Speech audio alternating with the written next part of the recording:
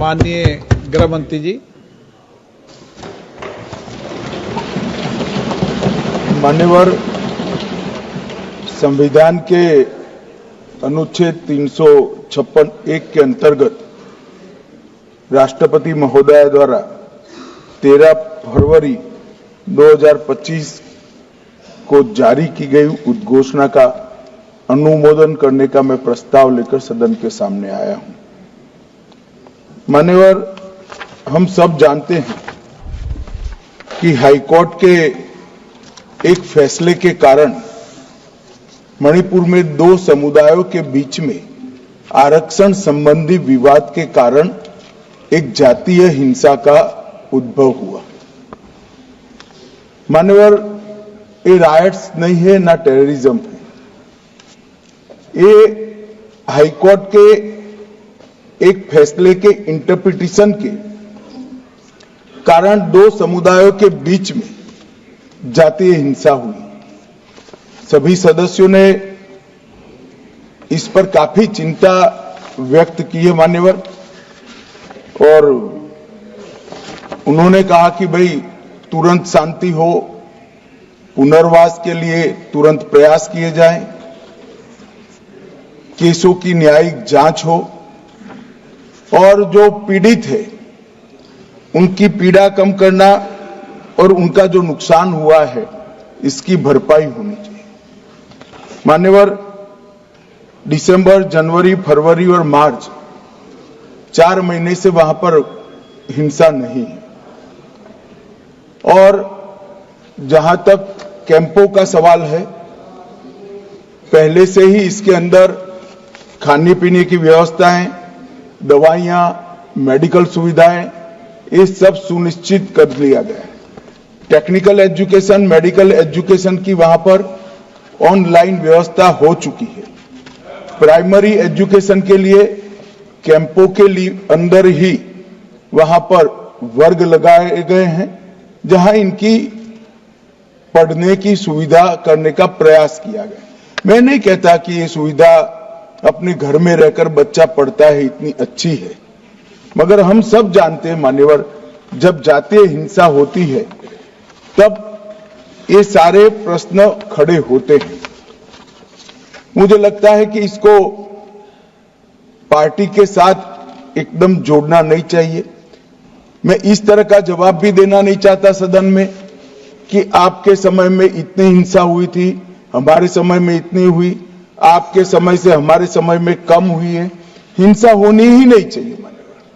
इसमें in principle किसी की इस सदन में असहमति नहीं है, परंतु पिक्चर इसी तरह से खड़ा करने का प्रयास किया कि भाई भाजपा के शासन में ही जातीय हिंसा हुई है। मान्यवर, मैं 2-3 चीजों पर ध्यान आकर्षित करना चाहता हूं। पहले मैं सिर्फ मणिपुर की ही बात करूंगा। मणिपुर में 1993 में जातीय हिंसा हुई, नागा कुकी संघर्ष हुआ। 93 से 98 तक 5 साल तक चला, 750 मौतें हुई, और मान्यवर इसके अंदर छूट-फूट घटनाएं 1 दशक तक चलती रही। मैं ये नहीं कहता कि 1 दशक तक चली थी हमारा कम हुआ है, हम तो ऐसा मानते हैं हमारे समय में जरा भी नहीं होना चाहिए, मगर एक दुर्भाग्यपूर्ण फैसला आया और इसके कारण हिंसा बढ़ी। इसको तत्काल कंट्रोल कर दिया गया। जो 260 मौतें हुई है मान्यवर, इसमें से 80% पहले 1 महीने के अंदर ही हुई, 80%। बाकी सारी मौतें बाकी महीनों में होती गई।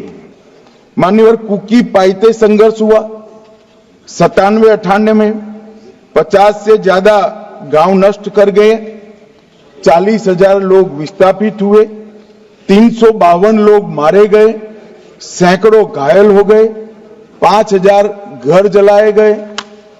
मतई पंगल संघर्ष हुआ 1993 में, उस वक्त 100 से ज्यादा मृत्यु हुई थी और 6 माह तक हिंसा चली।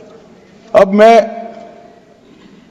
चित्र इस तरह से खड़ा कर दिया गया कि भारतीय जनता पार्टी विफल हो गई। मैं इतना ही कहना चाहता हूं, ये तीनों हिंसा, बड़ी बड़ी हिंसा, 10 साल, 3 साल और 6 माह और सैकड़ों मृत्यु इससे भी ज्यादा वो इंडी अलायंस के शासन में तीनों वक्त आपके ही प्रधानमंत्री थे और उसके बाद भी नहीं गए, कोई गृह मंत्री भी नहीं गया। जो मुद्दे उठाते हैं उनको मेरा सिर्फ छोटा सा वास्तविकता में बताना चाहता हूं। और मान्यवर, ये तो जातीय हिंसा थी।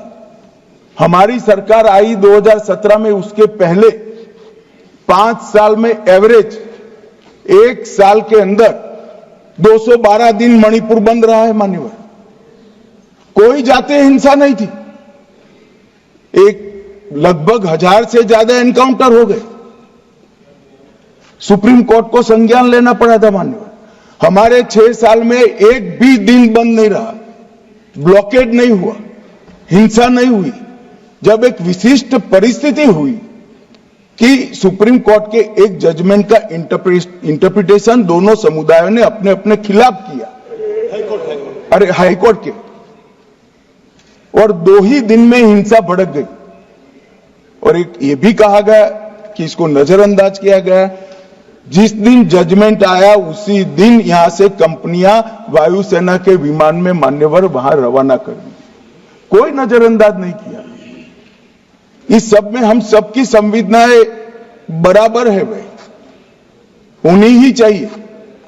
परंतु मेरा आप सभी से भी विनती है कि सरकार शांति प्रस्थापित करने के सभी प्रयास, उच्चतम प्रयास कर रही है। कृपया इसको पॉलिटिसाइज न करिए, और पॉलिटिसाइज करना है तो फिर डिबेट होगी, उसमें जवाब भी पॉलिटिकल देना पड़ेगा। मगर मैं ये नहीं चाहता। मान्यवर, मैं चाहता हूं जिसका भी मृत्यु हुआ है, इस सदन ने उसके प्रति सम्मान रखना चाहिए, संवेदना रखनी चाहिए, मन में दर्द भी रखना चाहिए। राष्ट्रपति शासन आने के बाद दोनों समुदायों से चर्चा भी हुई है। 2 मीटिंग दोनों समुदायों के सारी संस्थाओं से अलग अलग हुई है, और बहुत कम समय में एक संयुक्त मीटिंग भी भारत सरकार के गृह विभाग के अधिकारियों के साथ होगी। हम इसका रास्ता ढूंढने का प्रयास भी कर रहे हैं। मगर पहली चिंता शांति प्रस्थापित करने की है। जैसा मैंने कहा, 4 महीने से एक भी मौत नहीं हुई है, 2 इंजर्ड हुए हैं, और परिस्थिति बाय एंड लार्ज कंट्रोल में। मैं नहीं कहता संतोषजनक है। जब तक ये विस्थापित कैंपों में रहे तब तक संतोष होने का सवाल ही नहीं। पुनर्विसान पैकेज पर भी अभी चर्चा चल रही है मान्यवर। और आज तो मैं सदन के सामने मान्यवर ये राष्ट्रपति शासन का अनुमोदन कराने के लिए आया हूं। ये कहा गया कि अविश्वास प्रस्ताव, कोई अविश्वास प्रस्ताव रिकॉर्ड पर नहीं माने। कांग्रेस पार्टी के लिए अविश्वास प्रस्ताव लाने के लिए इतने विधायक ही नहीं है कि वो अविश्वास प्रस्ताव लाए। ये हमारे मुख्यमंत्री ने इस्तीफा दिया, फिर राज्यपाल ने भाजपा के 37, एनपीपी के 6, एनपीएफ के 5, जेडीयू के 1 और कांग्रेस के 5 सदस्यों से चर्चा करी। जब बहुमत सदस्यों ने कहा कि हम सरकार बनाने की स्थिति में नहीं है, तब राष्ट्रपति शासन की कैबिनेट ने अनुशंसा की, जिसको राष्ट्रपति महोदय ने स्वीकारा। और जो सुप्रीम कोर्ट का जजमेंट है, इसके हिसाब से मैं 2 माह के अंदर इसका अनुमोदन लेने के लिए आया हूं। मेरा सदन के सभी सदस्यों से विनती है कि सरकार चाहती है कि जल्द से जल्द शांति हो, जल्द से जल्द पुनर्वसन हो, और जो जख्म लगे हैं उस पर मरहम भी लगाया जाए। कृपया सभी दल एक मत होकर ये राष्ट्रपति शासन के निर्णय का अनुमोदन करें, ऐसा मैं आपके माध्यम से विनती करना चाहता हूं।